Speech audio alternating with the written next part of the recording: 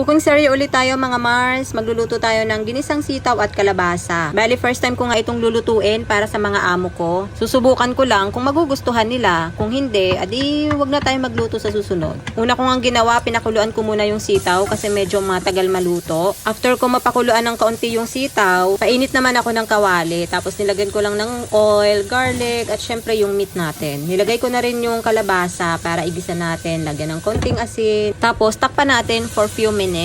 After few minutes, kailangan nating lagyan ng sabaw para maluto yung ating kalabasa. As usual, ang ginagamit ko ay chicken stock para mas masarap siya. Hindi natin kailangang pakuluan ng matagal ang kalabasa kasi madali lang siyang maluto. Pangit kasi sa kalabasa pag yung lutong-luto siya. Kaya after ng ilang minuto, kailangan nating i-check. Tapos pag okay na, ilagay na natin yung ating sitaw. Pagkatapos nating mailagay, syempre kailangan nating imekos-mekos para maghalo yung kanyang lasa. Tapos nilagyan ko lang din ng Knorr soy sauce para pandagdag lasa lang din. Syempre, kailangan nyo ring tikman kung okay na sa panlasa nyo. Kung okay na, takpan lang natin siya para maluto ng husto yung ating sitaw.